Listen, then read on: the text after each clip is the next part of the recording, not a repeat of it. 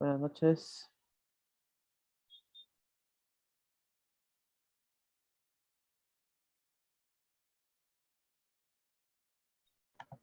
Buenas noches, Doc. ¿Cómo estás, Paquito? Bien, acá estamos de guardia. ¿Todo tranquilo? Sí, hasta ahorita todo está estable. Muy bien. Todo fine. Ese fue Axel. Sí. ¿No? Aquí anda. Hola, Doc. ¿Qué onda, Axel? ¿Cómo estás? Sí, sí, sí. Ya nos faltan las doctoras y nuestros anfitriones de COVID. A ver, déjame les comento.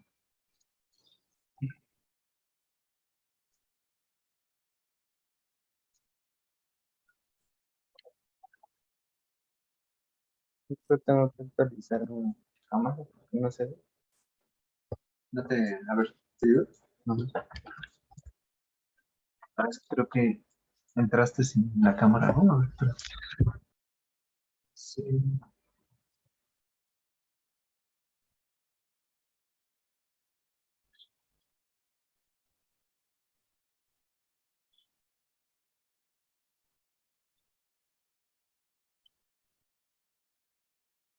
Aquí está el Zoom, ¿no? Ujú.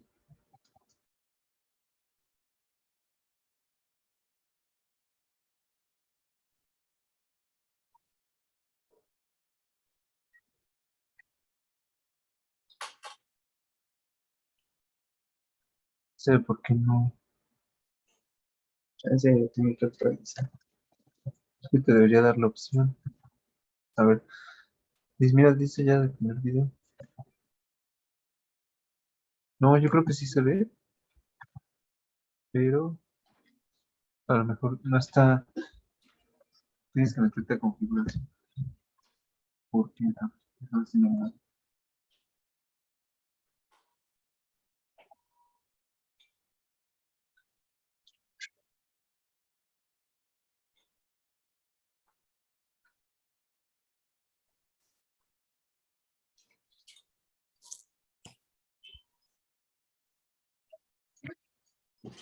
Entonces, déjame conectar, te digo cómo se ve.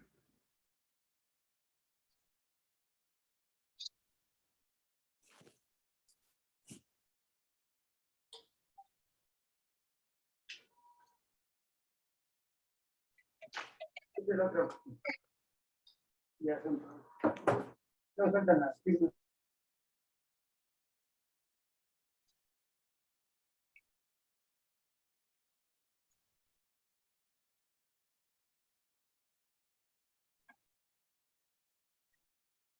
Recording in progress.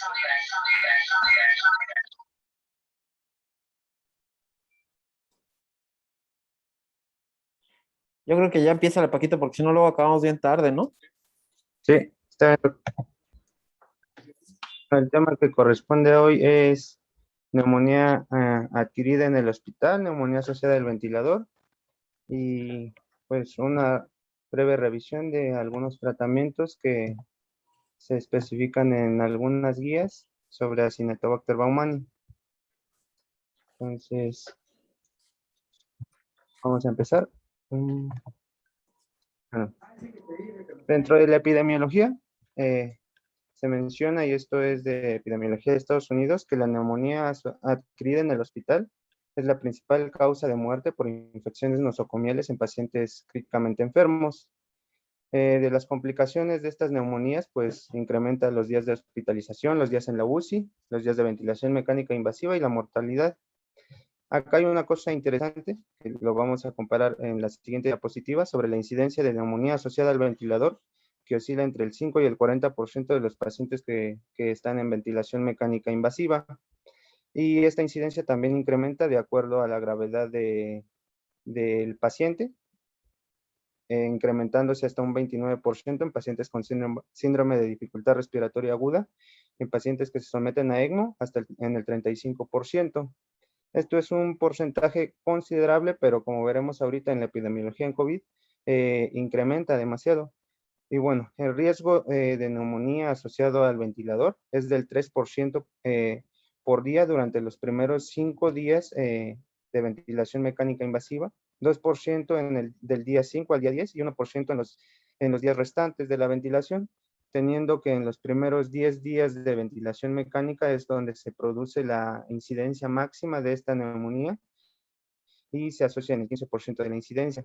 La mortalidad bruta nosocomial puede llegar hasta el 70%, pero la mortalidad atribuible a la neumonía asociada al ventilador se aproxima al 10% en un rango entre 9 y el 13%, aunque los condicionantes de esta mortalidad, los principales son las condiciones subyacentes del paciente, es decir, las comorbilidades y la gravedad de la enfermedad.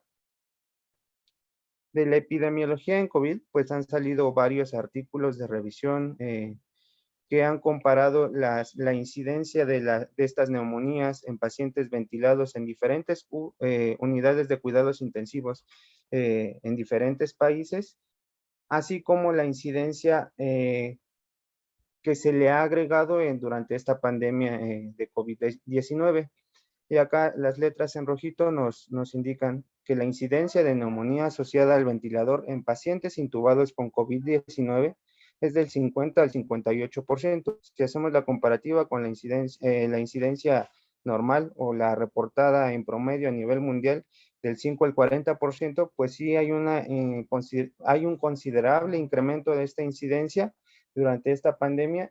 Y bueno, hay muchos factores que se asocian como lo vimos en la diapositiva previa, muchos pacientes con la principal complicación de neumonía asociada a SARS-CoV-2 es el síndrome de dificultad respiratoria aguda, una patología que incrementa la incidencia de esta neumonía nosocomial y que pudiera ser una causa explicable, aparte de la inmunosupresión que sufren estos pacientes para que esta infección sea mayor.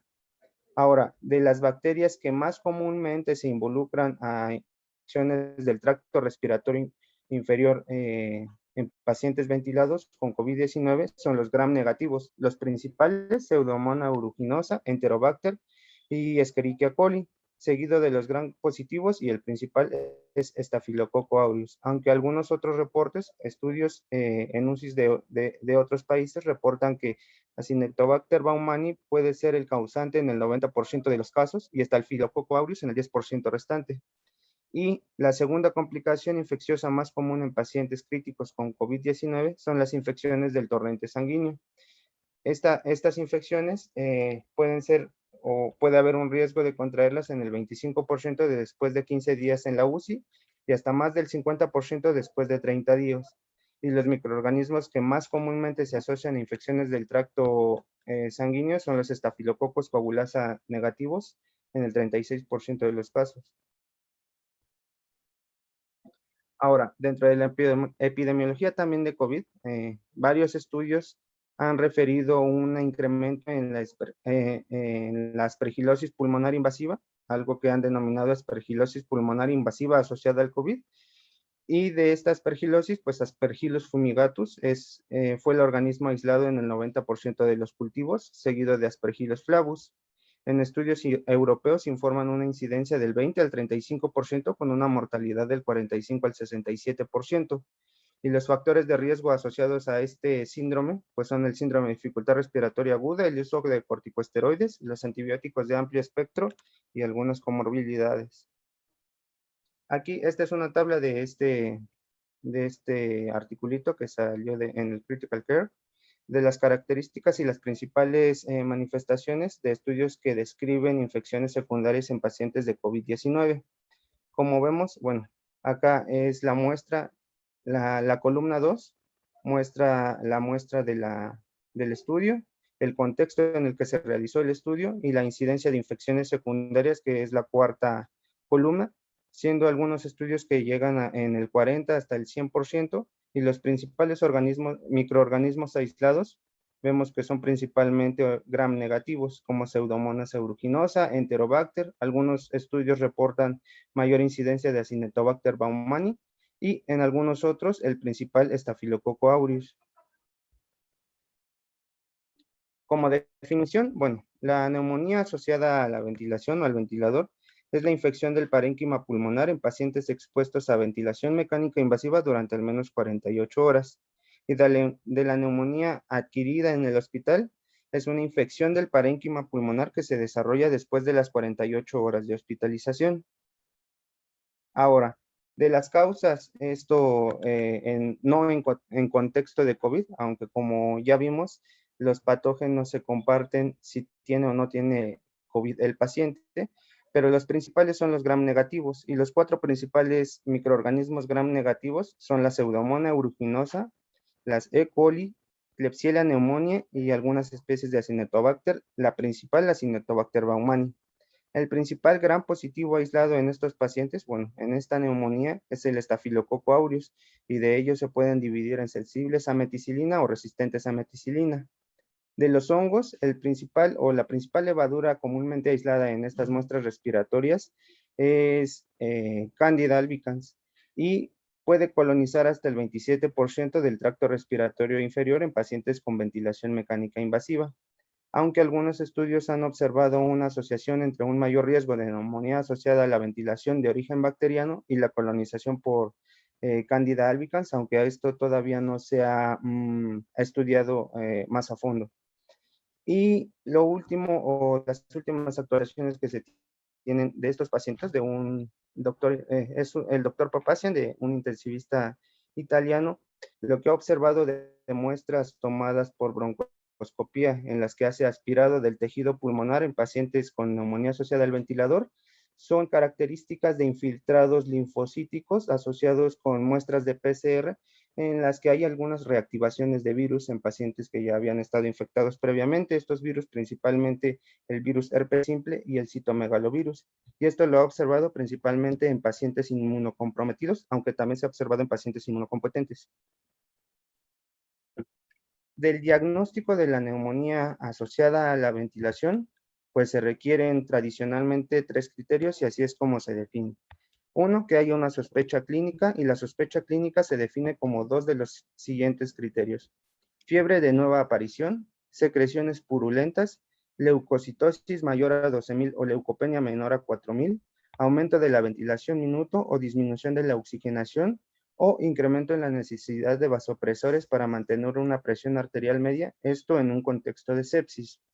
Número 2, los criterios de imagen, los infiltrados radiográficos nuevos o progresivos y que sean persistentes, aunque como veremos la radiografía en el contexto de los pacientes con neumonía asociada al ventilador es de baja especificidad y de baja sensibilidad e incluso se han hecho protocolos en algunos otros hospitales de asociar ecografía más procalcitonina junto con la sospecha clínica para definir un paciente con alta probabilidad de neumonía asociada a la ventilación, porque la radiografía en realidad a veces no muestra esos focos neumónicos o esa progresión que se observa en el deterioro clínico del paciente y que no se ve por imagen.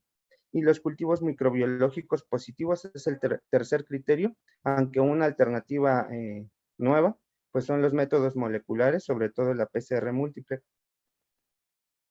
Este es un resumen de los criterios definidos tanto en la ITSA como en la guía europea, en la Sociedad Europea Respiratoria, sobre cómo se define y cómo se diagnostica con estos criterios clínicos, radiológicos y microbiológicos la neumonía asociada a la ventilación. Y bueno, esta es una imagen, la radiografía de tórax en un paciente con ventilación mecánica invasiva y su tomografía en la imagen derecha. Lo que observamos, bueno, el caso clínico es un paciente con ventilación mecánica invasiva, 72 horas de evolución, que tiene fiebre, leucocitosis y secreciones purulentas. Se le toma una radiografía para ver si hay algún foco neumónico o alguna progresión de este deterioro respiratorio que sea evidente en la radiografía.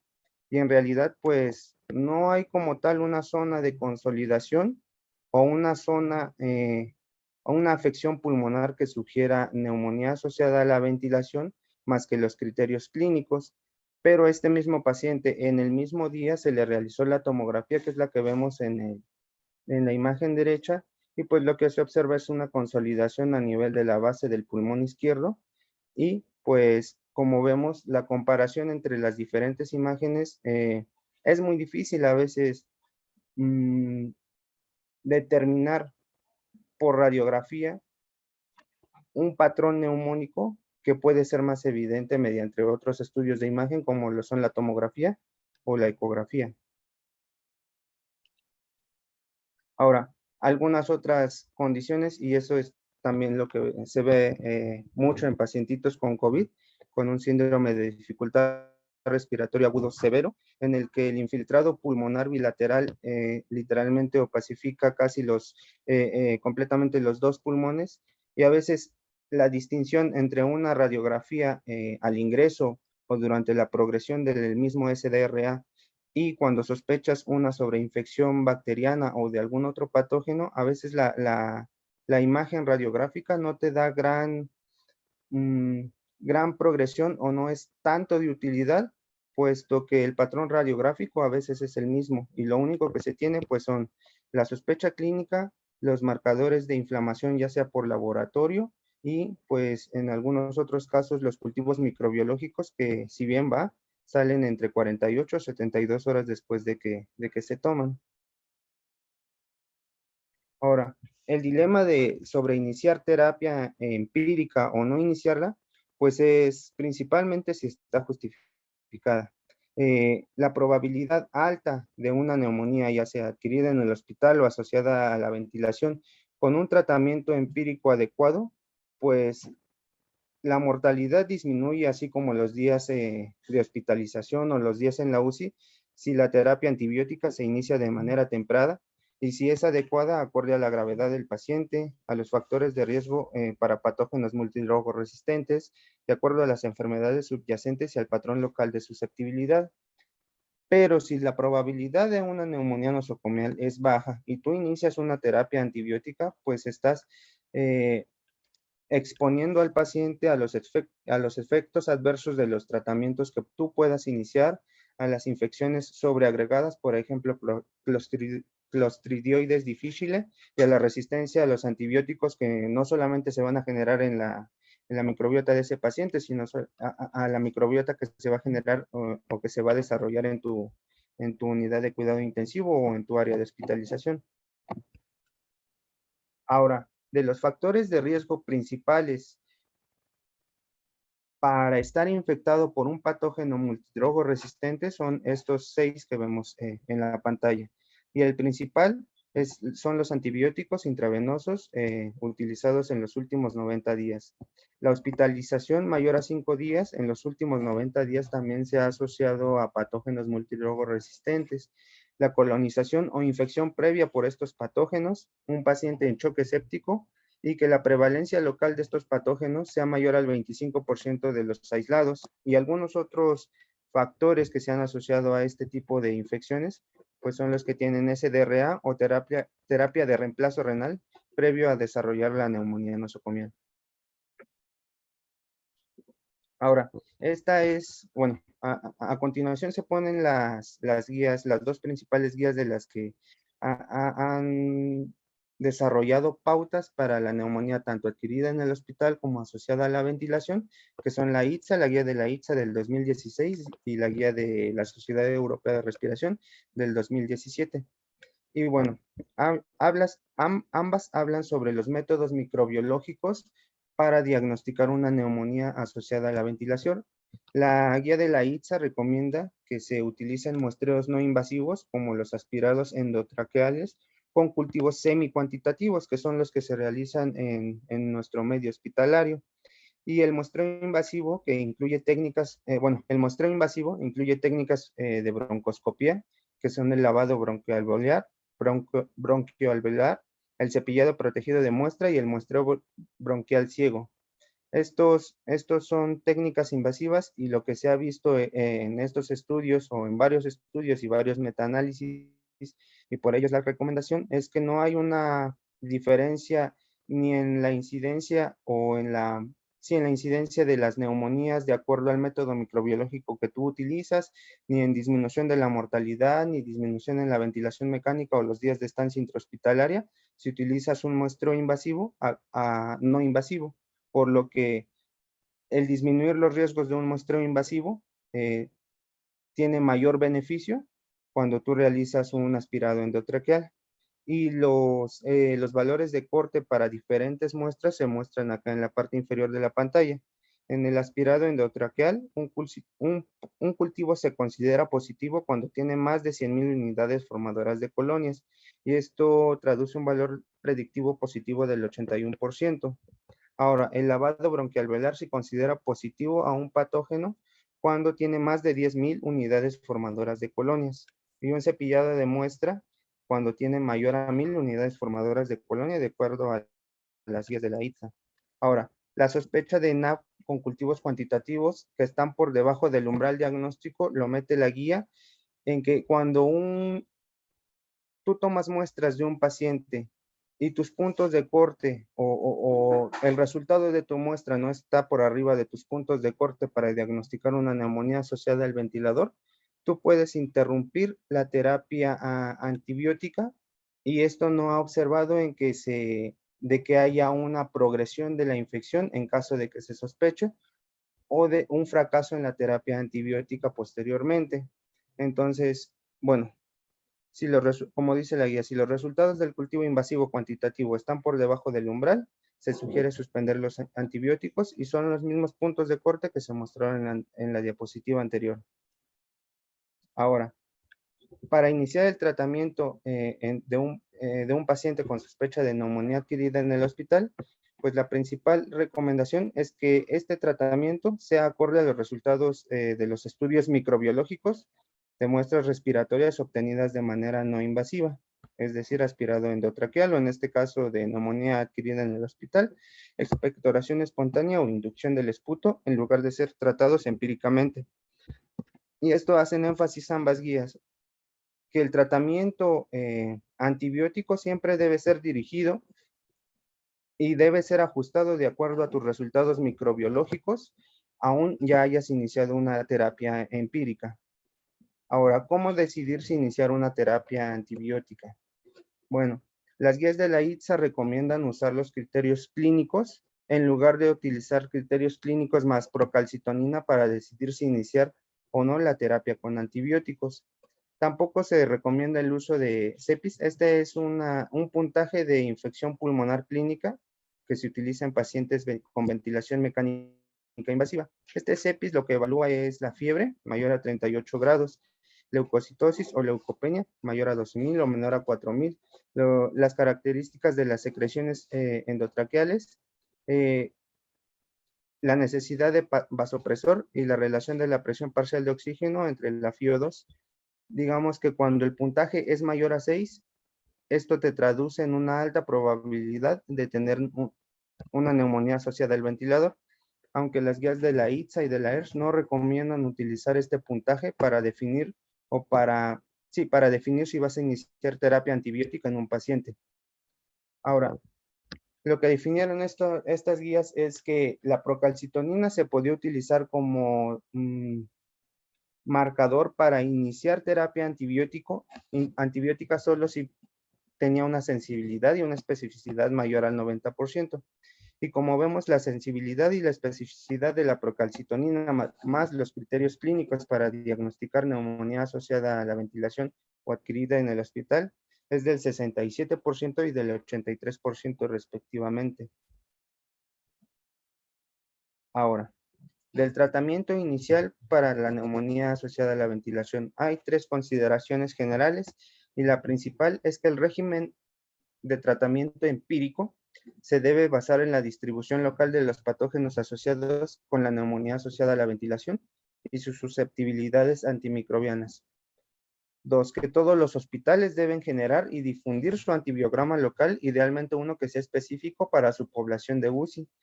Y en ausencia de una epidemiología microbiana local, los médicos pueden consultar estudios nacionales e internacionales o utilizar estudios a nivel local. Esto es de suma importancia, ya que, bueno, nosotros acá en la terapia, en la sección de COVID, pues digamos que aproximadamente el 50% de los pacientes con ventilación mecánica invasiva cursan con una infección adquirida intrahospitalaria, ya sea asociada al ventilador, neumonía adquirida en el hospital o infecciones del tracto urinario o asociadas al catéter. Ahora, nosotros no tenemos ningún tipo de epidemiología, aunque tenemos los resultados de los estudios microbiológicos que se hacen de algunos pacientes en los que se sospecha neumonía asociada a la ventilación o adquirida en el hospital. En realidad no se tiene ni siquiera una, digamos, una tabla, una epidemiología que nos marque qué es terapia empírica nosotros podíamos utilizar cuando sospechamos en un paciente con este tipo de infecciones. Lo que se hace pues es como lo del conocimiento empírico, que es si este paciente está enfrente de otro paciente que ya tuvo Acinetobacter, pues se le puede empezar empíricamente este tratamiento contra Acinetobacter, pero en realidad no tenemos estudios ni algo que avale nuestros tratamientos antibióticos basados en alguna evidencia en nuestro hospital ni en nuestra terapia COVID. Entonces creo que tal vez una de las mejoras que podríamos hacer en nuestro servicio, pensando que tal vez pudiera continuar esto, pues es empezar a generar este tipo de información para decidir qué terapia antibiótica iniciar cuando un paciente se sospecha con neumonía asociada a la ventilación. Y otro, pues desarrollar protocolos también de sospecha de infección o sospecha de sepsis, ya que debido al que el retraso de la terapia antibiótica se asocia con un incremento de la mortalidad del 7% por cada hora que tú retrasas el tratamiento antibiótico. Y muchas veces se da cuenta o nos damos cuenta ya que el paciente está chocado o ya que incluso el paciente, esa neumonía o esa infección ya se ha propagado o ha invadido más del parénquima pulmonar de lo que debió si se iniciaba tempranamente la terapia. Ahora, el tratamiento empírico en neumonía asociada a la ventilación, siempre, y lo que las guías marcan es que se recomienda incluir cobertura contra Staphylococcus aureus, Pseudomonas aeruginosa y otros bacilos gram negativos. La antibioticoterapia inadecuada se asocia con un mayor riesgo de muerte. Esto es importante también porque, bueno, dentro de esto pensando y proponiendo algunas mejoras que se pudieran hacer en nuestro servicio también, es que el manejo conjunto de un paciente entre el turno matutino, vespertino, nocturno y de fin de semana a veces no es tan conjunto como se debería.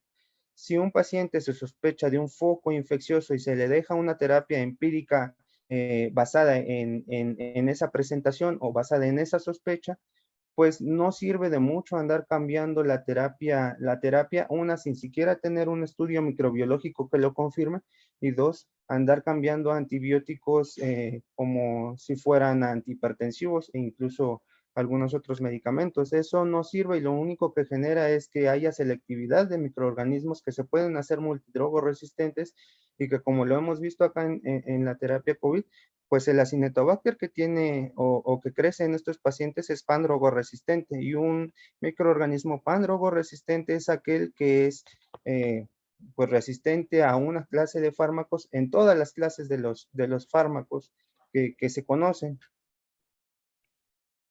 Ahora, de las etiologías, de la etiología de la neumonía asociada a la ventilación, pues los gram negativos entéricos ocupan el 20 al 40% de los casos, la Pseudomonas aeruginosa el 10 al 20%, y este es un dato interesante, el 28 al 35% de los aislados son resistentes a cefepime y el 19 al 27% son resistentes a piperacilina tazobactam. De los estafilococos aureus son responsables del 20 al 30% de los casos y aproximadamente la mitad de ellos, es decir, el 50%, son aislados que son resistentes a meticilina. Y el Acinetobacter baumannii, que en algunas series se informa entre el 5 al 10% de los casos, es resistente a los carbapenémicos entre el 56 y el 61% de los casos.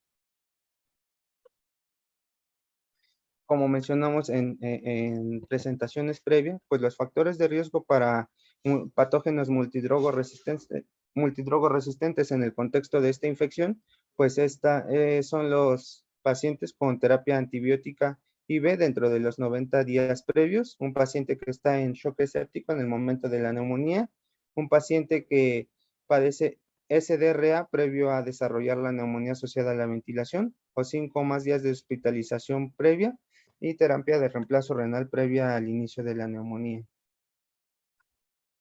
Ahora, el tratamiento empírico de neumonía, como lo habíamos comentado, siempre debe incluir contra bacilos gram negativos, el principal Pseudomonas aeruginosa, y contra cocos gram positivos, el principal Staphylococcus aureus. Ahora, ¿cómo decidir si iniciar uno o dos antibióticos contra pseudomonas? Bueno, se recomienda iniciar un antibiótico antiseudomónico, esto tomado de las guías ITSA, en pacientes que no tienen factores de riesgo de resistencia a antibióticos y pacientes tratados en la unidad de cuidados intensivos, donde el menos del 10% de los aislados gram negativos son resistentes a un agente considerado para la monoterapia. Ahora, se prefiere iniciar dos antibióticos antipseudomonas de diferentes clases en pacientes con alguno de los siguientes criterios. Y estos son que tengan un factor de riesgo de resistencia a antibióticos, los pacientes que son tratados en unidades donde más del 10% de los aislados de gram negativos son resistentes a un agente que está considerado para la monoterapia, pacientes tratados en UCI donde no se dispone de tasas de susceptibilidad antimicrobiana local y pacientes con enfermedad pulmonar estructural que aumenta el riesgo de infección por gram negativos. Estos son los pacientes que tienen bronquiectasias o fibrosis quística. Incluyendo ahora la terapia contra Staphylococcus aureus, se decide incluir un agente contra Staphylococcus aureus sensible a meticilina si no tiene factores de riesgo de resistencia a antibióticos y los pacientes son tratados en UCIs donde menos del 10 al 20% de los aislados de estafilococos son resistentes a meticilina y se sugiere cubrir un estafilococo resistente a meticilina cuando tiene factores de riesgo para resistencia, cuando son tratados en unidades donde más del 10% de los aislados son estafilococos resistentes y en pacientes unidades donde no se conoce se desconoce la prevalencia de este estafilococo, de la resistencia de este estafilococo. El tratamiento empírico de neumonía asociada a la ventilación para estafilococo sensible es piperacilina tazobactam, cefepime, levofloxacino, imipenem o meropenem. Y el tratamiento empírico recomendado para estafilococo resistente a meticilina es vancomicina o linezolid. Y otras opciones pues son la ceftarolina, la telavancina, la teicoplanina y el tedizolid.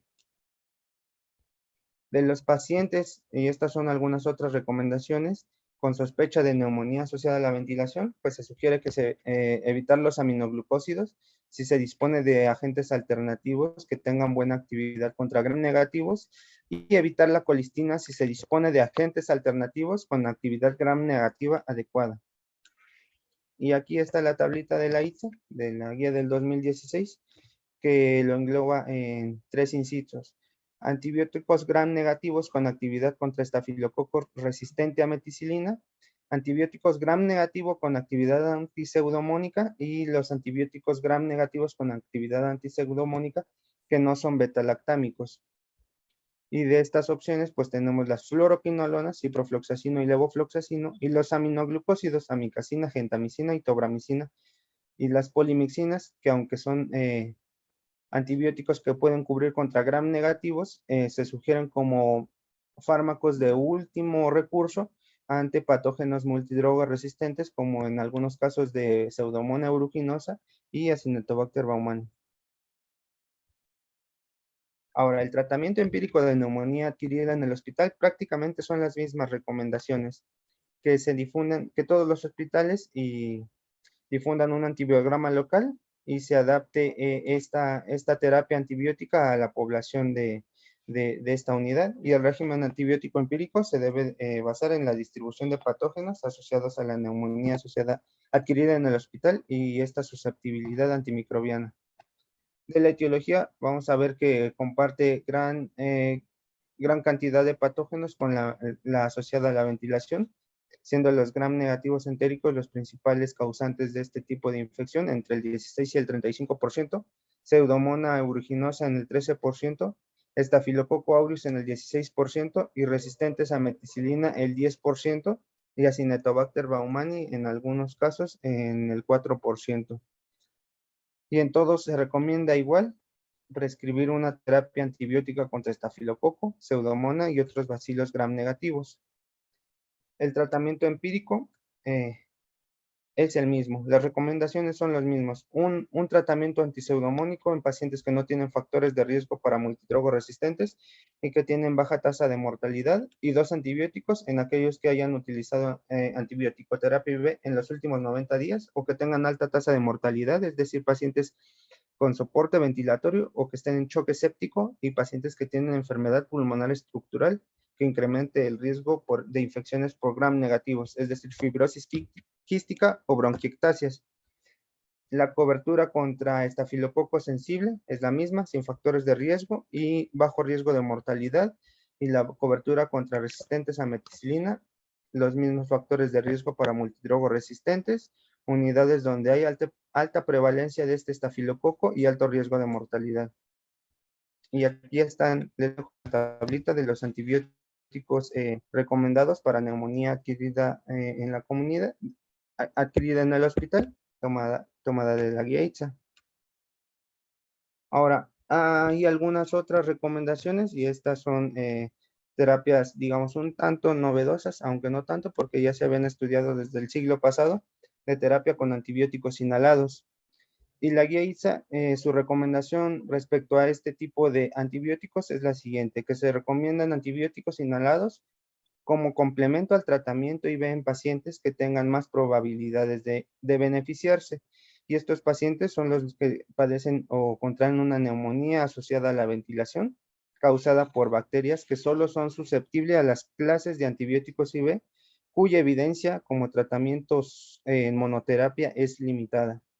Ahorita veremos de este tipo de terapia. Ya han salido varios ensayos clínicos aleatorizados, incluso varios metaanálisis, la mayoría realizados con amicacina inhalada y colistina inhalada, y la que mayor evidencia tiene de utilizarse como terapia adyuvante es la colistina inhalada junto con la colistina IV en pacientes con Acinetobacter baumannii multidrogo resistente o que no responde solo con la monoterapia colistina IV. Ahora, de la terapia específica para algunos patógenos, pues igual, para Staphylococcus aureus resistente a meticilina se recomienda vancomicina o linezolid. Y para Pseudomonas aeruginosa, pues la terapia definitiva se debe realizar acorde a los resultados de susceptibilidad. La monoterapia se recomienda con antibióticos como lo son el imipenem, el meropenem, la piperacilina tazobactam, el cefepime y la ceftazidima. Y en caso de agregar un segundo antibiótico antiseudomónico, se recomiendan los aminoglucósidos o las fluoquinolonas. No se recomienda la monoterapia con aminoglucósidos y el ertapenem no tiene actividad antiseudomónica. Para pacientes tratados por Acinetobacter baumannii, hay 2 grupos de pacientes. Aquel Acinetobacter que es susceptible a carbapenémicos o ampicilina sulbactam, se sugiere iniciar estos antibióticos. Y aquel aislado que es multidrogo resistente, extensamente resistente o pandrogo resistente, se sugiere iniciar con polimixinas, la principal, la colistina IV o lo que es la polimixina E, y se sugiere colistina inhalada adyuvante. No se recomienda el uso de pigeciclina ni la adyuvancia con rifampicina. Eso es lo que recomienda la guía ITSA. Y el tratamiento para gram negativos productores de beta-lactamasa de espectro extendido es la terapia definitiva. Se debe basar en resultados de susceptibilidad, aunque los carbapenémicos pueden tener buena actividad contra estos patógenos. Y el tratamiento por patógenos resistentes a los carbapenémicos también se recomiendan las polimixinas, la colistina o la polimixina B, más colistina inhalada. ¿Cuánto tiempo o cuál es la duración de la terapia en un paciente con neumonía asociada a la ventilación? Usualmente se recomiendan 7 días en lugar de una duración más prolongada, aunque esto siempre hay que considerar las características clínicas y la gravedad de la enfermedad del paciente, siendo que algunas características o algunas enfermedades puedan requerir una terapia prolongada, y esto es en pacientitos, como vemos, bueno, como ahorita veremos, pacientes principalmente inmunocomprometidos o que tienen microorganismos multidrogoresistentes, extensamente resistentes o pandrogoresistentes, se sugiere incluso continuar la terapia hasta 14 días. Los antibióticos se pueden interrumpir de acuerdo a los niveles de procalcitonina más los criterios clínicos. Eso es lo que sugiere la ITSA. Algunos protocolos incluso de desescalada de antibióticos sugieren que la procalcitonina, cuando es menor a 0.5 o cuando disminuye a más del 80% de su valor basal desde el inicio de la infección, sugiere que la terapia antibiótica se puede disminuir sin un riesgo de que haya una sobreinfección bacteriana o una baja resolución de la infección. Y obvio sin que disminuya, sin que aumente la mortalidad en estos pacientes. El método, esto es, y bueno, ahora estas guías, como dijimos, vamos a hablar de la guía ITSA, fueron las recomendaciones previas, y estos son de la Sociedad Europea Respiratoria y la Sociedad de Cuidados Intensivos de Europea, y también de la LAT. Hicieron también sus guías en el 2017 y sacaron algunas recomendaciones que contrastan en algunas cuestiones, sobre todo con la terapia antibiótica empírica de los pacientes con neumonía asociada a la ventilación, como ahorita veremos, pero en general todas las demás recomendaciones suelen ser las mismas. Ellos sugieren utilizar muestras cuantitativas distales para disminuir la exposición a los antibióticos y mejorar la precisión de los resultados, y también para enfocar y acortar la terapia antibiótica empírica inicial. Ahora, ¿en qué pacientitos se puede usar una terapia antibiótica empírica de espectro estrecho? Estas guías recomiendan que esta terapia de espectro estrecho se puede iniciar en pacientes que tienen una sospecha de bajo riesgo para patógenos resistentes y una neumonía asociada a la ventilación o adquirida en el hospital de inicio temprano. Recordemos que en algunas otras guías un poco más viejitas dividen a las neumonías nosocomiales en de inicio temprano, de inicio tardío. De inicio temprano, aquellas que se desarrollan en los primeros 5 días de la hospitalización; de inicio tardío, en aquellos que se desarrollan después de los 5 días de hospitalización, y esto lo clasificaban basados en que la colonización de los patógenos en el tracto respiratorio era diferente en ambos grupos de pacientes. Aquellos pacientes que desarrollaban una neumonía asociada a la ventilación de inicio temprano eran pacientes que todavía tenían una colonización o patógenos que eran más prevalentes en la comunidad que adquiridos en el hospital, en contraparte con los pacientes que desarrollaban una neumonía intrahospitalaria de inicio tardío, se asociaban con patógenos multiresistentes o resistentes de acuerdo a la microbiología de la unidad en la que la contraían. Aunque algunos estudios recientemente lo que han demostrado es que puedes tener una neumonía de inicio temprano y estar asociado a un patógeno multidrogoresistente, como vemos, si cumples los factores de riesgo o has estado expuesto a antibióticos IV previamente, hospitalización previa y algunos otros factores de riesgo que son los que comentábamos previamente.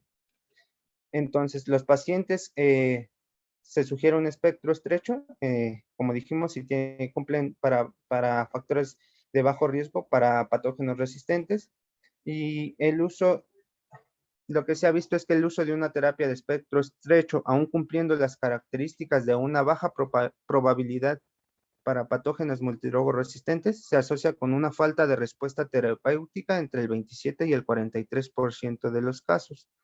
Aquellos pacientes con bajo riesgo se definen como aquellos que no tienen factores de riesgo para MDR, sin choque séptico, atendidos en unidades de baja prevalencia y bajo riesgo de mortalidad, es decir, menos del 15%. Ahora, esta es la tablita comparativa que muestra esta guía. Bueno, la primera columna es el estudio de donde se sacó. La segunda columna es los patógenos multidrogo resistentes en neumonías de inicio temprano. Y bueno, la incidencia, y la última columna son la incidencia de patógenos multidrogo resistentes en todas las neumonías adquiridas en el hospital. Y vemos que en algunos estudios el porcentaje entre los patógenos multidrogo resistentes de inicio temprano y en general todas las neumonías son muy similares. Por ejemplo, en Restrepo entre el 27% en comparación con el 30% de los pacientes que desarrollan neumonía adquirida en el hospital, siendo la incidencia de patógenos multidrogo resistentes muy similar, igual en el estudio de Martín Loech, y en el estudio de Leroy, pues hay una diferencia considerable, aunque creo que esto también depende del estudio y de la unidad de donde se tomó o donde se hizo el estudio. Ahora, ¿en quiénes se puede utilizar una terapia antibiótica de amplio espectro? Pues en aquellos pacientes de alto riesgo, es decir, aquellos pacientes que tienen factores de riesgo para patógenos multidrogoresistentes, aquellos que tuvieron y que cumplen la misma definición de factores de riesgo de las diapositivas previas. En estos pacientes se puede iniciar una monoterapia solamente si un solo antibiótico es eficaz en más del 90% de las bacterias gram negativas, según el antibiograma local. Y como vemos aquí, el antibiograma local también juega un papel importante porque, pues si no es así, tú puedes iniciar una terapia empírica basada en pues, o sea, no puedes iniciar una terapia antibiótica empírica si no tienes la epidemiología de tu unidad. Y las unidades que se consideran de alto riesgo, pues son aquellas en las que la prevalencia de patógenos multidrogoresistentes es mayor al 25%. La terapia empírica de amplio espectro se sugiere cambiar a la monoterapia. Si tú inicias este tipo de terapia, la puedes cambiar a monoterapia después de 3 a 5 días. Si tu terapia inicial fue adecuada, tu evolución clínica fue favorable y los datos microbiológicos no muestran patógenos extensamente resistentes, pandrogoresistentes o enterococos resistentes a carbapenémicos, aunque se decide considerar o se puede considerar mantener el tratamiento combinado en función de la sensibilidad de los pacientes que padecen o que contraen infecciones por patógenos extensamente resistentes, pandrogoresistentes, gram negativos no fermentadores y enterobacterias resistentes a carbapenémicos. Y acá es un resumen pues, de la terapia empírica inicial, basada en si es un pacientito de bajo riesgo o un pacientito de alto riesgo, y si se decide iniciar monoterapia o terapia combinada. Esto es, digamos, un símil de las guías de la ITSA, si se decide iniciar monoterapia antiseudomónica o terapia combinada antiseudomónica. Y esto, acá como lo vemos en el diagrama, se define principalmente por si el paciente está en choque séptico o no está en choque séptico. Aquellos pacientitos que tienen alto riesgo de patógenos resistentes o una mortalidad mayor al 15%, pero que no están en choque séptico, se puede iniciar solo un agente contra gram negativos e iniciar terapia contra estafilococo resistente a meticilina si es una unidad donde los aislados de estafilococo son resistentes en más del 25% de los casos. En caso del que el pacientito esté en choque séptico, se decide iniciar una terapia antibiótica dual contra pseudomonas y terapia antibiótica contra pseudomonas resistente a meticilina, si cumple los criterios que ya mencionamos. La duración de la terapia, la guía de la ERS recomienda que sea un ciclo de 7 a 8 días en pacientes con neumonía asociada a la ventilación y que tengan buena respuesta clínica y que no se asocien con inmunodeficiencia, fibrosis quística, empiema, absceso pulmonar, cavitación o neumonía necrotizante. Y en pacientes que tienen baja probabilidad de neumonía y que no tienen deterioro clínico dentro de las 72 horas, se puede suspender el tratamiento antibiótico a las 72 horas de iniciado. Y los pacientes con baja probabilidad de neumonía, es decir, un CEPIS menor o igual a 6, o que la presentación clínica inicial no sugiera neumonía, también pueden suspender la terapia antibiótica empírica. ¿Cómo se evalúa la respuesta al tratamiento? Pues estas guías sugieren evaluar las características clínicas, las que se hacen rutinariamente acá en el pase de visita, la temperatura, las secreciones traqueobronquiales, evaluar los cultivos, ver las radiografías, los leucocitos, la relación presión parcial de oxígeno FiO2, el cálculo de scores como CEPIS, ODIN, SOFA, SAPS y el Apache, pero no se sugiere utilizar de forma rutinaria los biomarcadores sobre la evaluación clínica para predecir los resultados adversos y la respuesta clínica a las 72 a las 96 horas. Esto es lo que dicen estas guías, aunque lo que se ha observado en algunos otros estudios es que marcadores inflamatorios después de que inicie la terapia empírica adecuada, en caso de no disminuir incluso el 50%, pues se asocia con un riesgo de mortalidad después de 3 días de que ese marcador permanece en el mismo nivel o incluso se incrementa, y esto principalmente marcadores como la procalcitonina o el STREM1. Ahora, de los pacientes en los que probablemente no sea posible acortar la duración de la terapia y la duración se debe individualizar, son estos pacientitos. Los pacientitos en los que la terapia antibiótica inicial fue inapropiada, o los pacientes inmunocomprometidos, o aquellos patógenos, pacientes que están infectados por patógenos resistentes, altamente resistentes, como son las pseudomonas, el Acinetobacter resistente a carbapenémicos, las enterobacterias resistentes a carbapenémicos, y ya. Y bueno, esta es tomada de otro estudio, la cita está aquí abajito, sobre una revisión que se hicieron de los antibióticos inhalados y las recomendaciones que hacen de acuerdo a estos antibióticos. Y lo primero que especifican es que los antibióticos inhalados no se deben utilizar como terapia empírica, para empezar. Número dos, la terapia adyuvante se deben utilizar como terapia adyuvante en pacientes con neumonía asociada a la ventilación por gram negativos multidrogo resistentes sensibles a aminoglucósidos o polimixinas. Esto quiere decir que en primera debes tener un cultivo específico que diga que es sensible a estos antibióticos ya mencionados. Número dos, se puede utilizar como terapia de rescate en pacientes igual con neumonía asociada a la ventilación por patógenos sensibles o multidrogo resistentes y que han tenido fracaso al tratamiento sistémico. Esto quiere decir que también se tiene que cumplir ciertas características en el cultivo para iniciar una terapia ya sea adyuvante o de rescate.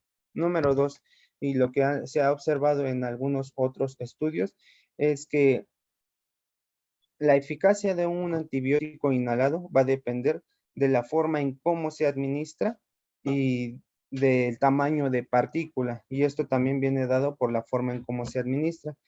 Y es las partículas o los antibióticos que logran una mayor penetración pulmonar o extensión hacia regiones del pulmón infectadas, son aquellos que se administran por un nebulizador de malla vibratoria. Número dos, que el antibiótico inhalado se sincroniza con la fase del ciclo inspiratorio del ventilador. Y número tres, la duración de 10 días y la duración del antibiótico inhalado debe ser mínimo de 10 días y debe haber valoración clínica previo a su interrupción. Esto fue, digamos, una revisión de lo que es neumonía asociada a la ventilación adquirida en el hospital. Algunos otros estudios, incluso información un poco más reciente de cómo optimizar la terapia antibiótica en este tipo de pacientes, específicamente en pacientes críticos, pues han mencionado que los carbapenémicos en específico y algunas cefalosporinas como el cefepime se pueden utilizar en bombas de infusión, bueno, en una forma de liberación por infusión, y esto es principalmente porque la concentración del fármaco libre es mayor cuando hay una dosis continua en el torrente sanguíneo que cuando es a una dosis pulsátil o intermitente, porque las concentraciones mínimas inhibitorias alcanzadas sobre todo con el meropenem y el imipenem es mayor cuando se liberan en infusión que cuando se dan o se administran en bolos. Y esto ha resultado en varios ensayos clínicos, varios metaanálisis que han comparado ambos métodos de administración, teniendo una tasa de curación clínica mayor en la liberación de infusión, sobre todo en estudios con meropenem de pacientes infectados con patógenos gram negativos en comparación con las dosis de embolo. Y bueno, hasta ahorita de este tema, ¿alguna duda o algunos comentarios que quisieran hacer? Yo sí te quisiera hacer unos comentarios, Paco. Sí, Bueno, me da tristeza que digas que los antihipertensivos son como dulces, el primero. Y luego, la información que nos muestras es muy importante, pero como tal como mencionabas, no podemos tener en cuenta para iniciar nuestra antibiótico-terapia empírica. Como dices, la importancia de un equipo epidemiológico adecuado que se respete tiene sus indicadores de resistencia y y de la flora que más esté manejando cada servicio. Ahora, otra cuestión que me llama la atención, porque tú sabes por qué no se mencionó como tal la tigeciclina en las guías de ITSA del 2016, como factor o como tratamiento incluido en los de primera línea. Mm, no, no. Bueno, mira, lo importante de la tigeciclina es que en el 2013 aproximadamente se hizo un warning. ¿Por qué? Porque cuando fueron como 4 o 5 estudios con el que sumaron toda la información e hicieron metaanálisis, pero como sabemos hasta los metaanálisis, si no los revisamos a conciencia se pueden equivocar. En este metaanálisis se decía que los pacientes tratados con neumonía asociada a ventilación mecánica o asociada a estancias o cuidados de la hospitalización, tenían mayor mortalidad con el uso de tigeciclina. Entonces, por eso es que no se recomienda en ese momento. Cuando ya después, del 2013 para el 2018 más o menos, se empezó a revisar otra vez la información y se puede utilizar tigeciclina, pero no como medicamento en monoterapia, sino que se recomienda utilizarlo ¿cómo se llama? En combinación Terapia con algún combinada. otro antibiótico. Y lo que mencionas también, bueno, ahorita con el Acinetobacter, que vamos a ver aparte de la evidencia que creo que traes de tigeciclina en Acinetobacter, este, otro punto muy importante es el uso de los medicamentos antibióticos inhalados. De hecho, hay un dispositivo que se llama Aerogem, que es un micronebulizador ultrasónico, que es lo que se recomienda para mandar más distal la partícula hacia los alvéolos. Importante recordar que esta terapia inicialmente fue estudiada y donde tiene más evidencias en los pacientes con fibrosis quística, que era donde se utilizaban con mayor frecuencia el utilizar los antibióticos inhalados. Pero la colistina es un muy buen tratamiento coadyuvante asociado a colistin. Y otro comentario final que yo haría en ese aspecto es que vacas sagradas del Instituto Nacional de Nutrición, del general, también de Infecto, no recomiendan el uso de colistin como monoterapia, ¿eh? Por lo general, se recomienda que esté asociado a algún otro antibiótico, ya sea con carbapenémico, con tigeciclina, con aminoglucósido o cefepime, pero sí tiene que estar acompañado para evitar que vuelva a que se haga resistente. Y acuérdate que el mecanismo de la polimixina principalmente es la unión hacia los polisacáridos que mejora la permeabilidad de la membrana para que también actúen los otros antibióticos. Nada más. Ok, vale. Gracias, Doc. Bueno, ahora una breve revisión de Acinetobacter baumannii. Como tal, no hay una guía bien establecida eh, sobre el uso o sobre la terapia antibiótica en este patógeno en específico, aunque sí encontré unas recomendaciones de la Task Force del 2015 sobre algunos antibióticos que se pueden utilizar en pacientes con Acinetobacter baumannii, principalmente multidrogoresistentes.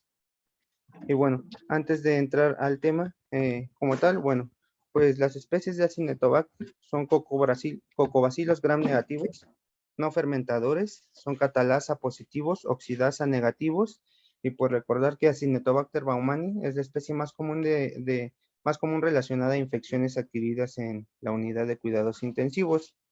Dentro de los mecanismos de resistencia, prácticamente todos los aislados en el mundo de Acinetobacter baumannii al menos muestran dos factores o dos mecanismos de resistencia de los siguientes. Los principales son las betalactamasas. Recordar que las betalactamasas, de acuerdo al grupo de Ambler, se dividen en A, B, C y D. Las serino betalactamasas son las del grupo A, las del grupo C y las del grupo D. Las del grupo B son las metalobetalactamasas. Lo que difieren ambos grupos en general es la forma en cómo hidrolizan el anillo betalactámico, pues como tal de los betalactámicos. Ahora, el grupo D es lo que comúnmente se les denomina oxacilinasas.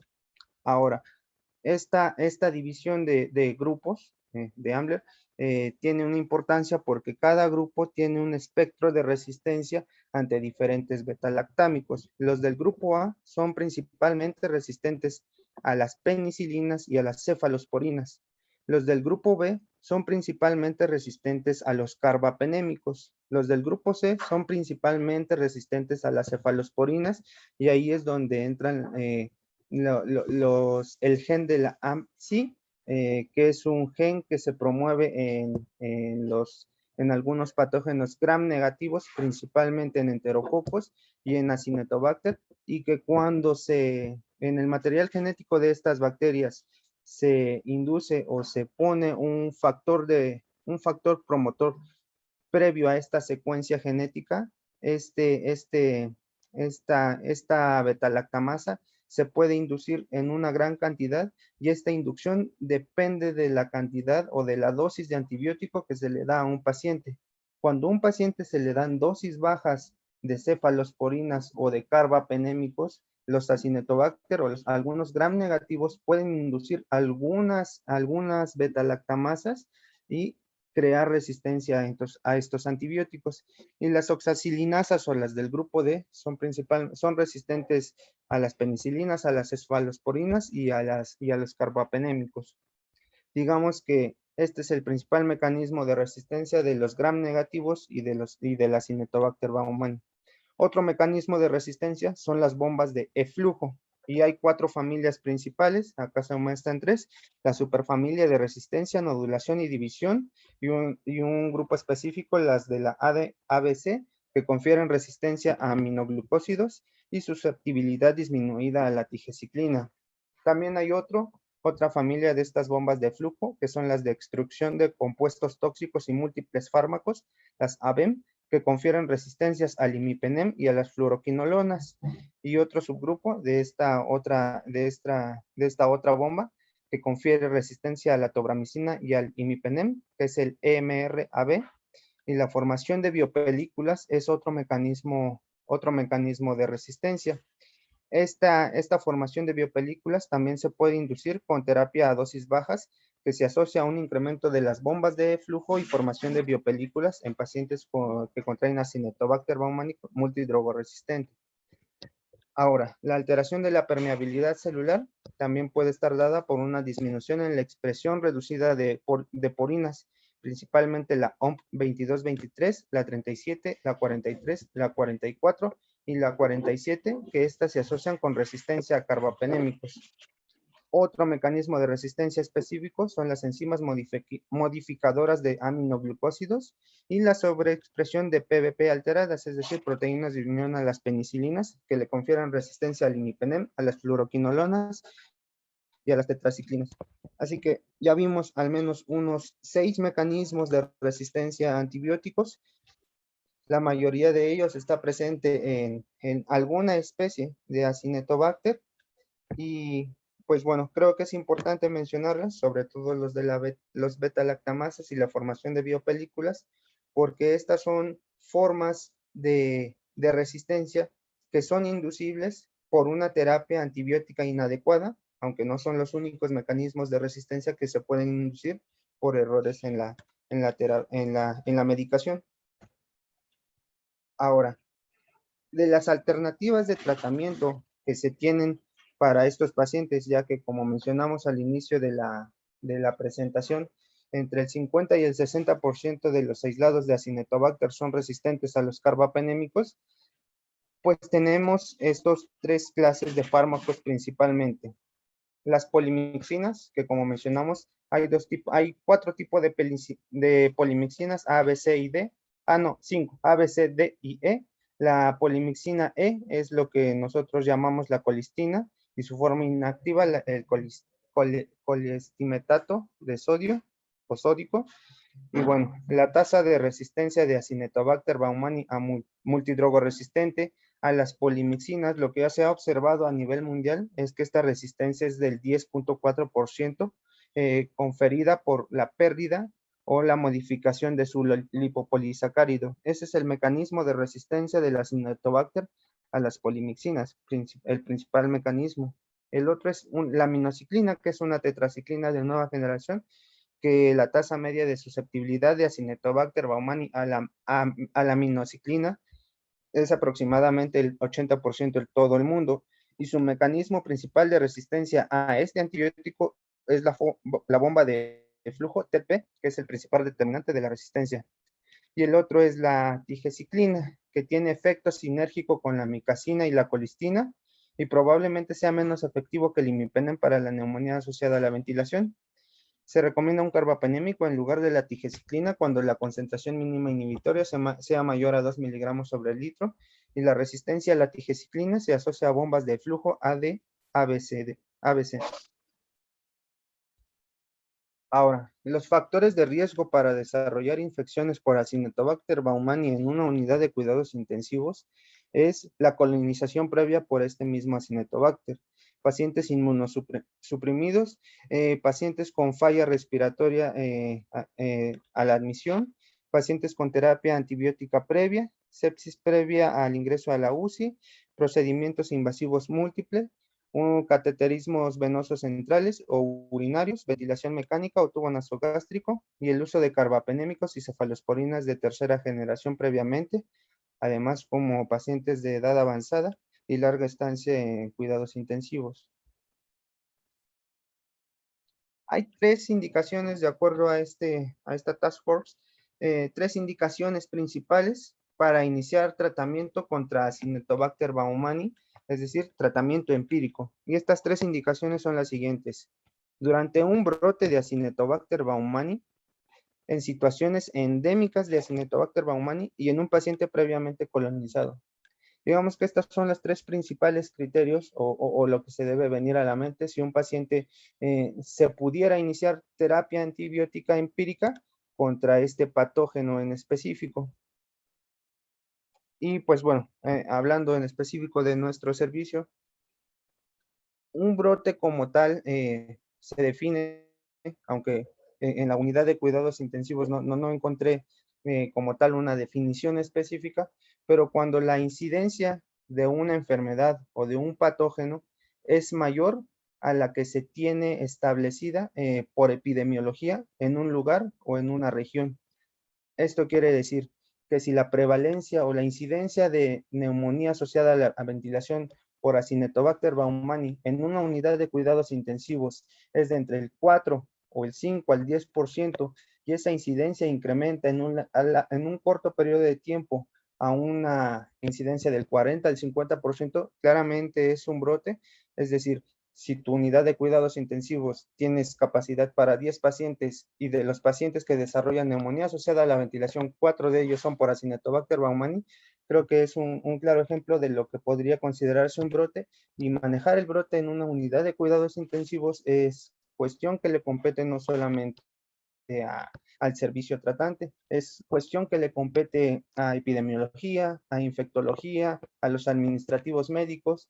Y bueno, esto es lo que ha pasado también en varios casos acá que hemos tenido, y pues digamos que las directrices o un protocolo establecido para contener un brote de esta magnitud, pues no se ha llevado a cabo. Ahora, ¿qué tratamiento se puede iniciar en pacientes que tienen sospecha de Acinetobacter? En pacientes que tú sabes que en la microbiología local tu Acinetobacter es de tasa de baja resistencia, pues puedes iniciar carbapenémicos, e incluso son los fármacos de primera elección, como repito, en Acinetobacter de baja resistencia. En aquellos con Acinetobacter de alta sospecha a carbapenémicos, las polimixinas son la primera elección. Ahora, los carbapenémicos no se usan como monoterapia para infecciones graves en zonas de alta resistencia a estos antibióticos, y la tigecyclina y el sulbactam tampoco se utilizan como monoterapia para la terapia empírica. Dentro de las polimixinas, que son polipéptidos catiónicos, la recomendación es que se pueden usar como tratamiento empírico en infecciones graves y con alta probabilidad de Acinetobacter baumannii resistente a carbapenémicos, como lo es en brotes o en pacientes colonizados previamente. Y bueno, en la terapia dirigida se recomienda para infecciones por Acinetobacter baumannii resistente a betalactámicos, fluoroquinolonas y tigecyclina. La dosis de carga de 6 a 9 millones de unidades y posteriormente dosis altas de mantenimiento en intervalo extendido, 4.5 millones de unidades cada 12 horas. En pacientes con terapia de reemplazo renal continua, se sugieren dosis de 9 millones de unidades al día y en hemodiálisis intermitente 2 millones de unidades cada 12 horas con dosis de carga normal. La polimixina B es una alternativa adecuada a la colistina y la dosis recomendada es de 1.5 a 3 microgramos kilogramo día con una dosis de carga de 2 a 2.5 miligramos por kilogramo. Otra alternativa de tratamiento pues es el sulbactam, que es una sulfona de ácido penicilánico e inhibidor de beta-lactamasa. La recomendación de esta guía, bueno, de este Task Force es que es una alternativa a la terapia dirigida para Acinetobacter cuando hay una concentración mínima inhibitoria menor o igual a 4 miligramos sobre litro. Esto quiere decir que tú puedes iniciar sulbactam siempre y cuando tú tengas un cultivo en el que se reporte una concentración mínima inhibitoria menor o igual a 4 y se recomienda 9 a 12 gramos al día de sulbactam divididas en 3 dosis para infecciones graves. Si la concentración mínima inhibitoria es mayor a 8, se sugiere una infección de 3 gramos de sulbactam durante 4 horas cada 8 horas y esto como opción para mejorar el tratamiento. Y bueno, el otro antibiótico recomendado pues es la tigecyclina. Esto es igual como alternativa a la terapia dirigida para infecciones pulmonares causadas por Acinetobacter, siempre y cuando la concentración mínima inhibitoria sea menor o igual a 1 y el aislado sea resistente a otros agentes y usualmente se utiliza en combinación con otro fármaco. La dosis de carga debe ser alta de 200 miligramos, seguida de 100 miligramos cada 12 horas. Ahora, no hay datos convincentes que recomienden la terapia combinada en la terapia dirigida para Acinetobacter baumannii, pero la combinación de una polimixina o un segundo agente como tigecyclina, rifampicina o fosfomicina se puede considerar para los fracasos clínicos o para las infecciones causadas por un aislado con concentración mínima inhibitoria en el límite superior de susceptibilidad. La duración de la terapia, como lo habíamos visto previamente, en patógenos, en infecciones por patógenos multidrogo, pandrogo o extensamente resistentes, la duración se debe individualizar y se sugiere mantener por 2 semanas en pacientes con infecciones graves, con neumonía asociada a la ventilación o bacteriemia y choque séptico. Y bueno, esto es con respecto a la terapia nebulizada en pacientes con infección por Acinetobacter. El tratamiento de pacientes, se sugiere la terapia con nebulización en pacientes que no responden a los antibióticos sistémicos, en neumonía asociada a la ventilación recurrente o aislados con concentración mínima inhibitoria cercanas al punto de corte de susceptibilidad y se deben administrar mediante nebulizadores ultrasónicos o de placa vibratoria. Siempre se deben utilizar en combinación con terapia antibiótica sistémica y la dosis de colistina nebulizada es de 2 millones de unidades cada 8 a 12 horas. Este es un metaanálisis, una revisión sistémica y un metaanálisis que salió en el 2017, posterior a que se realizaron estas recomendaciones, cuyo objetivo fue evaluar la eficacia y la seguridad de los siguientes regímenes antibióticos, que es la tigecyclina, la colistina, el sulbactam y otros antibióticos en monoterapia. Estos otros antibióticos eran la rifampicina y el meropenem principalmente. La terapia combinada o triple para tratar la infección por multidrogo resistentes, extensamente resistentes o pandrogo resistentes. En este metaanálisis se incluyeron 29 estudios con 2.529 pacientes. De estos estudios, 4 ensayos fueron clínicos aleatorizados y 25 estudios fueron estudios de cortes. Los resultados primarios fueron la curación clínica y la curación microbiológica. Los resultados secundarios, la mortalidad por todas las causas, nefrotoxicidad y otros efectos adversos. De los resultados primarios, la cura clínica, que es de lo que más se registró, pues no había ninguna opción de tratamiento que aumentara significativamente la tasa de curación clínica, pero la terapia triple consistente en colistina, sulbactam y tigecyclina tuvo un mayor riesgo relativo comparado con la colistina sulbactam, la colistina en monoterapia y la tigecyclina en monoterapia. Lo que vemos en esta gráfica que decía, el riesgo relativo de la cura clínica, en la parte de las columnas, pues son los tratamientos utilizados. Y en las partes de la fila es el comparativo con el tratamiento antibiótico con el que se hizo. Por ejemplo, si vemos la que dice Colsul y TGC, es la terapia triple de colistina, sulbactam y tigecyclina. Y así nos vamos en escalerita y estas son las iniciales de los principales tratamientos. Ahora, el número que se muestra en cada una de las casillas o de las celdas es el riesgo relativo, comparando la terapia principal, que es la que está en la columna, contra la terapia alternativa o contra la terapia de comparación, que es la que está en la parte de la fila. Por ejemplo, si nosotros nos vamos hasta la parte última en la que se compara colistina, sulbactam y tigecyclina versus el sulbactam y otros antibióticos, vemos que el riesgo relativo en esta parte, no sé si se ve, es de 1.88 y el intervalo de este riesgo relativo varió de 0.85 a 4.16. Esto quiere decir que en algunos estudios el comparar la terapia triple versus el sulbactam más otros medicamentos o más otros antibióticos, pues en algunos estudios no se observó que la terapia triple fuera estadísticamente significativa en mejorar una cura clínica versus la terapia de comparación. Pero en lo que sí se observó es en la tigecyclina y otros antibióticos versus el sulbactam más otros antibióticos. Esta OTH es lo que significa otros antibióticos que son los carbapenémicos y la rifampicina.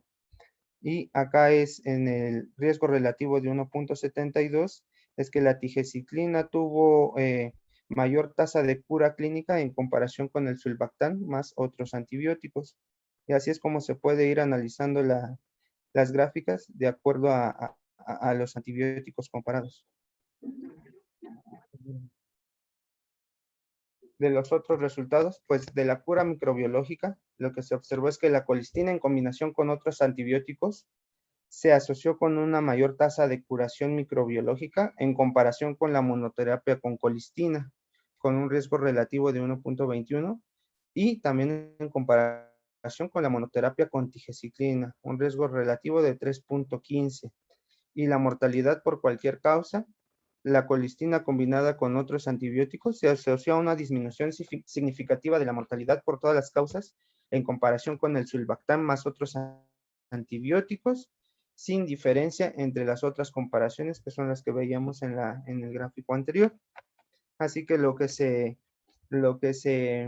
concluye de este metaanálisis es que los pacientes en los que tú inicias o en los que tú das una terapia triple con colistina, sulbactam y tigecyclina tienen una mayor tasa de cura clínica que en aquellos pacientes en los que tú inicias algún otro tratamiento antibiótico, específicamente colistina, sulbactam o tigecyclina en monoterapia y que probablemente pueda disminuir la mortalidad, aunque se necesitan más ensayos clínicos aleatorizados para definir bien el impacto de esta triple terapia.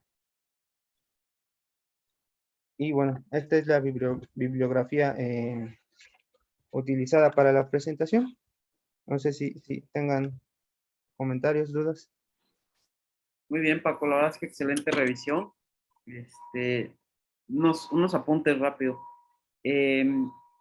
Específicamente hablando de COVID, lo que se ha observado y está ya bien demostrado desde el inicio de la pandemia es que el uso de antibióticos no justificados como terapia de COVID incrementa el riesgo de complicaciones, entre ellos las infecciones, y aumenta el riesgo de resistencia a los antimicrobianos. Entonces, digo, en el punto en el que nosotros vemos a los pacientes, o los pacientes que se ven en el área COVID del hospital, difícilmente hay posibilidad de evitar esta situación, porque son pacientes que ya llevan una larga historia desde afuera, que han recibido varios antibióticos, pero esta combinación de antibióticos no indicados o no justificados para el manejo del COVID de manera ambulatoria, pues es la que hace que que muchas veces o predispone o incrementa el riesgo para que los pacientes lleguen a estos puntos, ¿no? El segundo punto, bueno, y que está demostrado que el uso de esos antibióticos no justificados en COVID incrementan la mortalidad. El segundo punto a comentar es sobre la nefrotoxicidad de los fármacos. Es cierto que bueno, de acuerdo eh, a la epidemiología local, a la flora del hospital, que desgraciadamente no la conocemos, pero que bueno, ya también estamos trabajando en eso. Eh, las terapias antimicrobianas deben ser guiadas y dirigidas de acuerdo a estos resultados. Pero no debemos perder de vista el tipo de paciente que presenta estas complicaciones. Son pacientes, pues, en general, bastante complicados, bastante graves, y que uno de los principales problemas que tienen es la propensión al desarrollo de lesión renal aguda. Y sabemos que el principal determinante de mortalidad hasta el día de hoy en COVID es la lesión renal aguda, justamente, ¿no? Entonces, hay que tener cuidado con el uso de estos fármacos porque la combinación, por ejemplo, cuando tienes un paciente en el cual tienes que iniciar doble cobertura antiseudomónica más una cobertura para un gran positivo, la combinación suele ser bastante, pero bastante tóxica para el riñón, ¿no? Entonces hay que estar pendientes de esto y en su momento, obviamente ajustarlos a la función renal, pero si en su momento existe la posibilidad o la necesidad de obviar alguno de los fármacos, siempre tenemos que considerar esa posibilidad ante el riesgo del desarrollo de una lesión renal aguda o empeoramiento de la misma. Si ya está presente, pues ajustarlo siempre a la función renal, pero estar conscientes de que la misma combinación de los fármacos puede ser el detonante para que desarrollen la lesión renal aguda. Y por último, en cuanto a los antimicrobianos inhalados, es muy importante comentar que tiene que ser la presentación inhalada. En México somos muy dados a tropicalizar el uso de los fármacos y las presentaciones que tenemos las adecuamos para la vía de administración que queremos dar, pero esto no es correcto ni adecuado, ¿no? Entonces, en el hospital, hasta donde yo sé, tenemos solamente inhalada la tobramicina. Habría que preguntar en farmacia si existe, si tenemos la colistina inhalada, o algún otro fármaco antimicrobiano inhalado. Pero sí es importante respetar las presentaciones porque no es lo mismo. Muy bien y muy acertado el comentario del doctor Tomás en cuanto al tipo de nebulizador. De nada sirve que utilicemos un nebulizador adecuado para el fármaco si no estamos dando el fármaco en su presentación adecuada para la vía de administración. Vamos, suena tan absurdo, pero en eso se cae. O sea, no podemos moler unas tabletas y diluirlas en solución y nebulizarlas porque no va a funcionar, como tampoco es adecuado, aunque se haga el hecho de nebulizar una ámpula de amicacina o nebulizar la colistina, ¿no? Se tiene que hacer uso de la vía de administración para la que está hecha ese fármaco en particular, ¿no?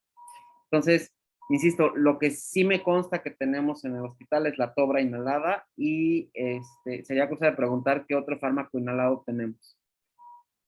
Básicamente esos son mis comentarios. No sé si alguien quiera comentar algo más, pero en verdad, felicidades. Excelente revisión, Paco. Gracias.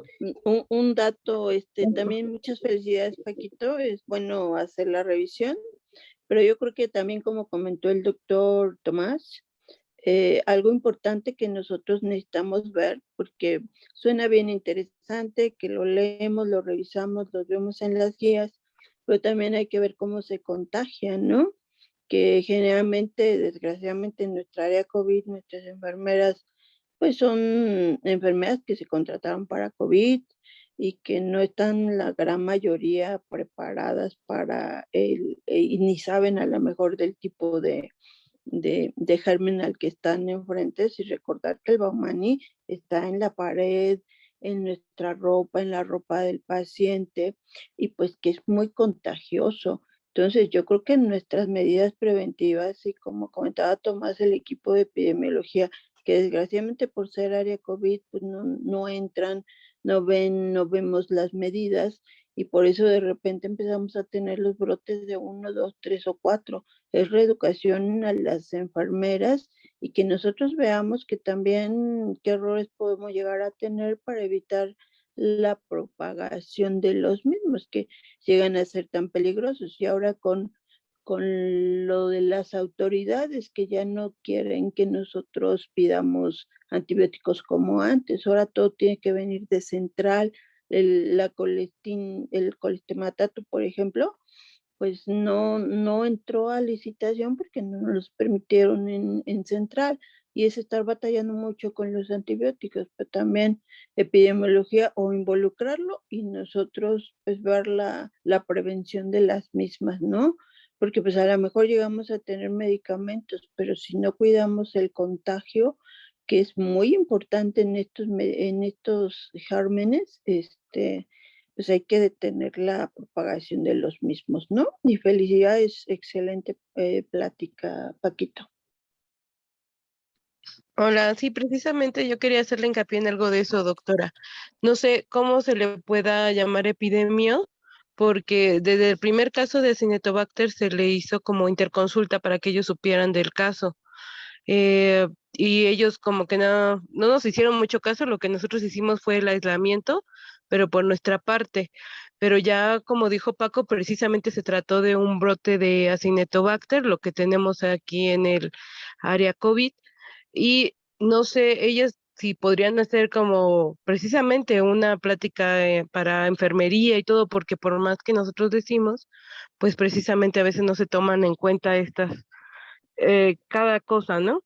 La otra es si hay o sea, si tiene que hacer una desinfección especial o algo que nos digan ellos, porque nosotros hacemos como 3 o 4 exhaustivos por cada paciente que sale. Sin embargo, la presión de abajo de subir a un paciente a veces es muy alta.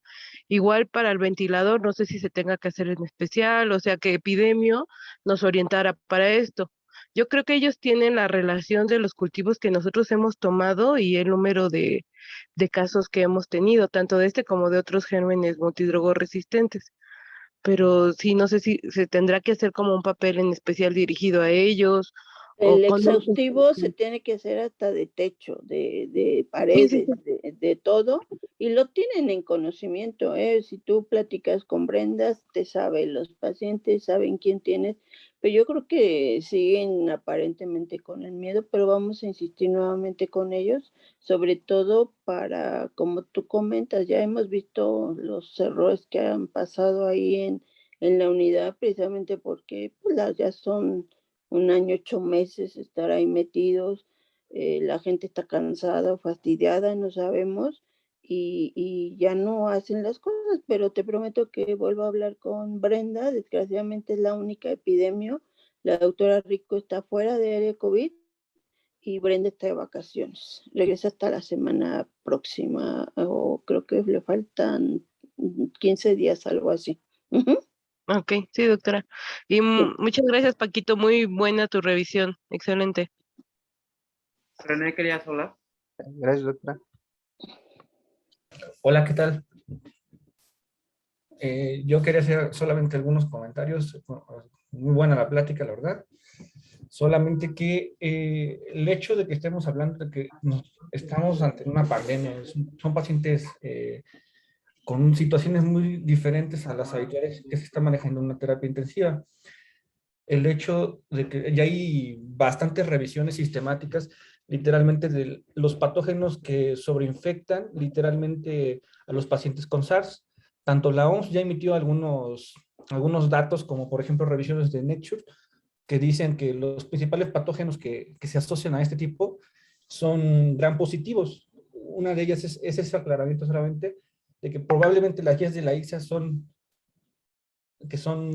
perdón, ya rápido, rápido, que son literalmente, ya veo, que son literalmente, son guías previas a esto, son guías que se utilizaron desde influenza, que sabemos que en influenza también son gran positivos, sobre todo Streptococcus pneumoniae y Staphylococcus aureus. Este mismo comportamiento se está llevando también en lo que es SARS. Es muy parecida a esta situación. Ahorita comparto los artículos que quieren en el grupo. Otra de las cosas muy importantes es la terapia, cómo desescalar los antibióticos. Y esto me gustó mucho, porque incluso creo que ya lo habíamos platicado en algún momento. El hecho de utilizar, bueno, la terapia inmunomoduladora con lo que es dexametasona, se ha visto algo muy importante, que literalmente el cese de la dexametasona en los pacientes con COVID críticamente enfermos da como resultado un aumento de lo que es el rebote de los niveles de procalcitonina y de PCR posterior a su cese. Asimismo, el hecho de que iniciemos terapia tanto con dexametasona y, bueno, en el estudio también se agregó, hicieron dos grupos, que fue dexametasona sin tocilizumab y dexametasona más tocilizumab, que ahorita tal vez me hará el comentario el doctor Montiel, pero ahí sí se ha visto que reduce considerablemente el valor de los niveles de procalcitonina y de PCR durante el tratamiento. Es por eso que tal vez cuando nos manejamos pacientes con DEXA, la detección de infecciones secundarias a COVID por alguna bacteria, probablemente estamos ahí, hay algo, una variación, ¿de acuerdo? Pero yo sí quisiera hacer ese punto muy importante, porque la recomendación más fuerte es que se base en la clínica actual, como en todos siempre ha sido, procalcitonía solamente es de escalonamiento, pero es importante saber que la proca es muy probable que se vaya a elevar posterior a suspender el esteroide sistémico. Entonces es a considerarlo siempre cuando tengamos bueno, este tipo de terapia ahorita en SARS. Esto y muchas gracias por escuchar. Bien. ¿Alguien más tiene algún comentario? ¿No? Bueno, dos comentarios finales. Uno, el primero es en respecto a lo de los cultivos. Pues de aquí hay dos cosas. El primero es, ya hay un grupo de médicos residentes que son Elena, Ernesto, que están trabajando en revisar los cultivos para hacer un diagnóstico situacional sobre las resistencias a los gérmenes. Y dos, ellos lo están haciendo retrospectivo a varios años, pero dos, se me ocurre que se puede hacer rápidamente, revisar las libretas de los cultivos, su perfil, sus antibiogramas de los últimos 18 meses que hemos visto COVID, exclusivamente en el 2.1, para tener rápidamente un perfil de resistencias a los fármacos y definir de manera unificada un esquema de tratamiento empírico inicial para los pacientes que tengan neumonía asociada al ventilador. Eso quizá pudiera ser de utilidad y pudiéramos hacer un trabajo rápido ahí que pudiera beneficiar tanto clínicamente el desenlace de los pacientes como para ahorrar costos, reducir estancias, etcétera, ¿no? Y complicaciones. Ese es uno. El segundo, bueno, todavía no terminamos, estamos en el análisis estadístico del protocolo de Codexa, que es diabetes descontrolada y dexametasona. Y pues les adelanto que hasta ahorita los resultados, todo pinta que se va a sostener la hipótesis inicial. Los pacientes con diabetes descontrolada que les iniciamos la dexametasona incrementan el riesgo de mortalidad e incrementan el riesgo de todas las complicaciones. Entonces, todavía no tengo los datos finales, pero justamente desde la semana pasada empezamos el análisis y nos está arrojando eso. Entonces, valdría la pena que en algún momento replanteáramos si DEXA es para todos, incluyendo a los que estén extremadamente graves, ¿no? Porque parece ser que se asocia, al menos en nuestro hospital, con un incremento de mortalidad. Les platico que estamos analizando cerca de 1,000 pacientes que se han visto en el hospital y eso es lo que llevamos de resultados. Pero espero que en un par de semanas ya les pueda yo hacer decir algo más que solo palabras y presentarles números para que, ponerle números a esto que les estoy diciendo, ¿sale? Y bueno, pues no sé si alguien quiere hacer algún comentario final y si no, para despedirnos. Bueno, nada más así súper rápido, ya para descansar todos. Acaba de salir, creo que esta semana, un artículo sobre cefepime y daño neurológico. Cuando las concentraciones, que decía que cuando las concentraciones estaban por arriba de 35 miligramos por litro de distribución, el aumento de neuropatía en los pacientes post-tratamiento incrementaba. Y ahorita lo que me preocupa es que en el hospital como tal, básicamente un antibiótico fuerte lo que tenemos, porque pipertazo de repente no hay y mi Penem pues ya con lo que vimos no es lo mejor para nuestros pacientes. Mero Penem no tenemos. Entonces yo creo que también sería importante que con la doctora Escarella y usted que vieran la posibilidad de ver si conseguimos el meropenem de pérdida para los pacientes y tratar de evitar este tipo de complicaciones en ellos. No hubo licitación, no la hay a nivel país, Tomás, pero voy a hablar con Eduardo para tratarlo nuevamente y estarlo pidiendo. Hay muchas cosas que desgraciadamente con las autoridades a nivel país y a nivel central del ISSSTE que están queriendo cerrar muchas puertas que estaban abiertas y que tenemos muchas opciones de manejo. Pero te prometo que hablo con Eduardo a ver la posibilidad. Ujú. Va, gracias. Listo, pues buenas noches a todos. Nos vemos en 2 semanas. Buenas noches, Doc. Gracias. Gracias, Paco. Gracias a todos. Bye. Bye, buenas noches. Buenas noches. Bye. Buenas noches.